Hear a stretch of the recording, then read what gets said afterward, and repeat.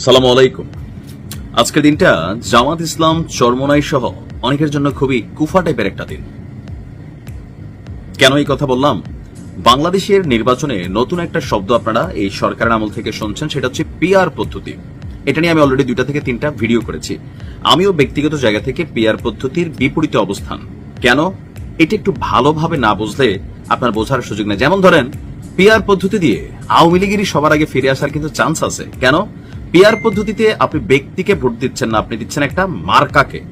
এখন ধরেন আওয়ামী লীগের যে ভোটাররা বাংলাদেশে আছে, তারা মনে করলো যে জাতীয় পার্টির লাঙ্গলকে তারা ভোট দিবে। তো লাঙ্গল থেকে যদি তারা মার্কারে ভোট দিবে, তারা তলে তলে একটা মিটিং করলো বা শেখ হাসিনা নির্দেশ দিল যে এক কাজ করো, বাংলাদেশে যত আওয়ামী লীগের ফ্যান ফলোয়ার আছো, ভোটার আছো, তোমরা এখানে গিয়া লাঙ্গলরে ভোট দাও। তো সবাই লাঙ্গলরে ভোট দিল। লাঙ্গল করবে কি? যদি দেখা গেল যে 20%, 30%, 40%, কথা 30% ভোট পাইলো সারা বাংলাদেশে লাঙ্গল প্রতীক। লাঙ্গল তখন সিদ্ধান্ত নিবে 30% ভোটের এগেনস্টে 90টা আসনে জিএম কাদের অথবা যিনি দায়িত্বশীল আছেন তিনি 90 জনকে মনোনয়ন দিবেন, সিলেক্ট করে এমপি বানাই দিবেন। তো সেখানে আওয়ামী লীগ করতো এরকম 90 জন তো এমপি হইতে পারে, আপনি ঠেকাইতে পারবেন? মানে একটা উদাহরণ দিলাম।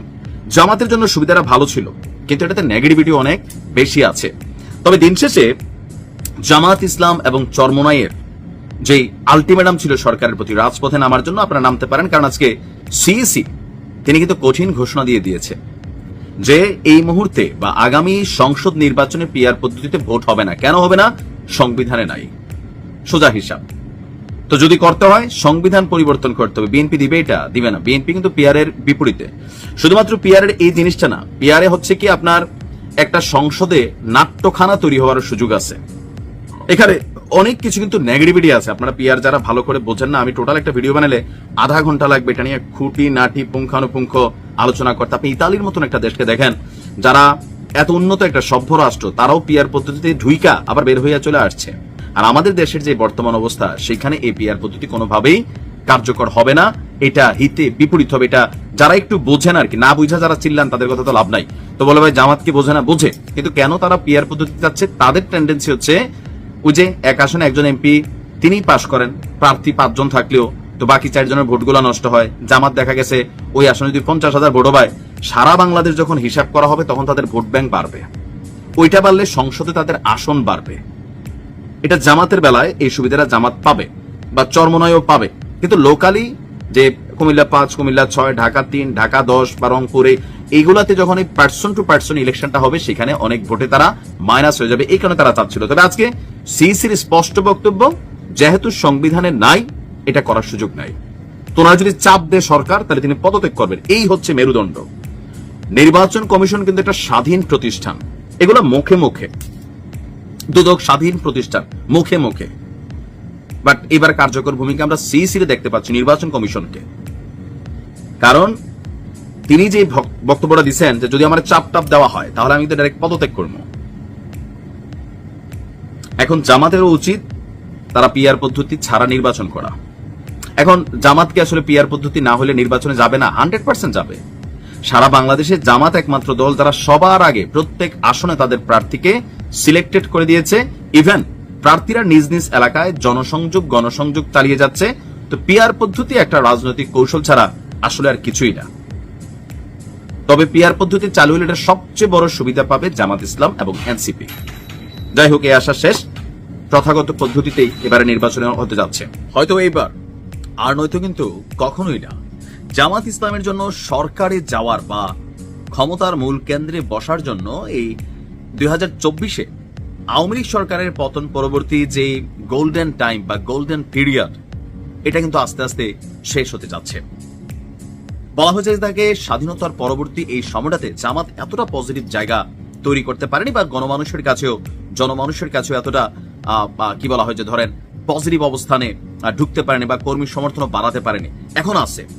এখন এই সময়টাতে যদি ক্ষমতা না পায়, তাহলে আগামী দিনে জামাত রাষ্ট্র ক্ষমতায় যাবে, এটার চান্স টোটালি 0 হয়ে যাবে। বিরোধী দল হইতে পারে, কিন্তু প্রধান জায়গাতে আর বসতে পারবে না। কেন? কারণ এইবারের নির্বাচনটা আওয়ামী লীগ ছাড়া নির্বাচন। আর বাংলাদেশে আওয়ামী লীগ বিএনপি সহ নির্বাচনে অংশগ্রহণ করলে জামাত ইসলাম বা জাতীয় পার্টি বা আরো যে দলগুলো আছে, এনসিপির ভবিষ্যৎ জানি না, তবে সেখানে খুব বেশি এই 2টা দলকে ডিঙাইয়া ক্ষমতায় যাওয়ার ইতিহাস তো আপাতত নাই। এটা সম্ভাবনা হয়তোবা। যাই হোক, তো আমরা এই যে দেখছি এখন সবাই ইসলামপন্থীরা একটা পতাকার তলে আছে, আসলে কি আছে না। জামাত চাইছে যে এই সকল ইসলামিক দলগুলোকে নিয়ে একটা টিম করে রাষ্ট্র ক্ষমতায় যাওয়ার জন্য, কিন্তু দলগুলো জামাতকে একজোট হওয়ার ক্ষেত্রে রেড কার্ড দেখিয়েছে। এখন ইসলামিক শক্তিগুলোর মধ্যে সবচেয়ে বড় শক্তি হচ্ছে দুইটা। একটা হচ্ছে যে হেফাজতে ইসলাম, বা এটা দলটার বাংলাদেশ খেলাফত মজলিসের আমির যিনি আছেন মাওলানা মামুনুল হক, তিনি এবং তার এই টিম। আরেকটা আছে চরমোনাই সাহেবের টিম। এই দুইটাই মেইনলি বেসিক্যালি একটা বড় শক্তি, পাশাপাশি জামাত, সাথে আরো অনেকগুলা ছোট ছোট শক্তি যদি একত্রিত হয় তাহলে আসলেই কিন্তু বিএনপিকে ডিঙিয়ে ক্ষমতায় যাওয়ার কিন্তু পসিবিলিটি আছে। কিন্তু এই চান্সটাও শেষ হয়ে গেল। আমরা কথা বলছি যে জামাতের পক্ষ থেকে সবগুলো দলকে একত্রিত করার জন্য যখন চেষ্টা চলছে, তখনই জমিয়তে উলামায়ে ইসলাম বাংলাদেশের মহাসচিব মাওলানা মঞ্জুরুল ইসলাম আফেন্দি, তিনি আপনার প্রথম সারি গণমাধ্যম যুগান্তরকে দেওয়া সাক্ষাৎকারে বলছেন, দলীয় দৃষ্টিভঙ্গির জায়গা থেকে জামায়াত ইসলামের সঙ্গে জোট বা সমঝোতার কোনো সম্ভাবনাই আমি দেখি না। এখন পর্যন্ত দল আগামী নির্বাচনকে সামনে রেখে কোনো জোটে যাওয়ার সিদ্ধান্ত নেয়নি। তবে দলটির নেতারা জামায়াত ইসলাম ছাড়া অন্য সমমনা দলগুলোর সঙ্গে জোট করার বিষয়ে আলোচনা চালিয়ে যাচ্ছে। ক্ষমতায় যাইতে গেলে যদি পিআর পদ্ধতির নির্বাচন না হয় তাহলে জামাতের সাথেই কিন্তু গাঁট বাঁধতে হবে। এবার আসুন আরেকজন ওয়ান ম্যান আর্মি বা দলটা সারা বাংলাদেশে প্রসিদ্ধ হেফাজত ইসলাম, যদি এটা কোনো রাজনৈতিক দল না, তবে তাদের আরেকটা যেটা রাজনৈতিক শাখা আছে, অনেকে বলে থাকেন বাংলাদেশ খেলাফত মজলিস, সেটার আমির মাওলানা মামুনুল হক, তিনি বলছেন ঐক্য প্রক্রিয়ার সঙ্গে প্রথম থেকে থাকলেও জামাত ইসলামের সাথে জোটে যাচ্ছে না তার দল। নির্বাচনী সমঝোতার বিষয়ে আমরা এখনো তেমন কিছু ভাবছি না। ইসলামী আন্দোলনের সঙ্গে নির্বাচনী সমঝোতার বিষয়ে আমাদের একাধিক বৈঠক কথাবার্তা হয়েছে, তবে জামাতের সাথে নির্বাচনী সমঝোতার বিষয়ে এখনো কোনো আলোচনা করিনি, কারণ জামাত এবং আমাদের চিন্তার পার্থক্যটা বিরাট। এখানে জামাতের ইসলাম কি আসল ইসলাম কিনা এটা নিয়ে সবাই কথা বলে, তিনি একই কথা বললেন। মাওলানা মওদুদী সাহেবের যে চিন্তাধারা, তার সঙ্গে ঐতিহ্যগতভাবেই ইসলামিক চিন্তাধারার পার্থক্য রয়েছে, এটাই মূল। জামায়াতের সঙ্গে বৃহত্তর ইসলামিক উম্মার চিন্তার জায়গাতে পার্থক্য তো আছেই, আর এই কারণে হবে না ইসলামী ঐক্যজোট।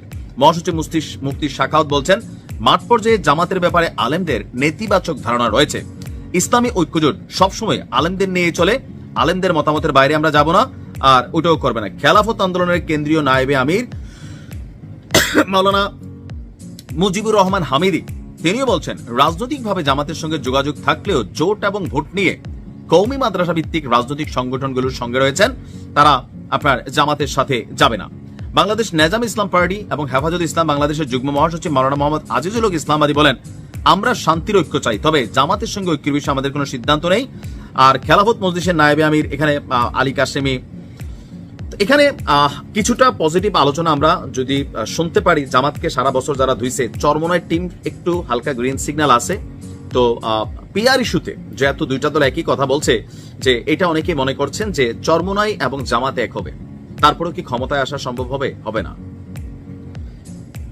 হেফাজতে ইসলাম বা মাওলানা মামুনুল হক সহ আরো কিছু দল আছে, এদেরকে আপনি এক জায়গায় আনতে না পারলে হবে না। এই যে ধরেন একটা দেশে ইসলামের পতাকা উড়াইতে বা ইসলামকে যারা ধারণ বাহন লালন করেন, তাদের মধ্যেই কত অমিল।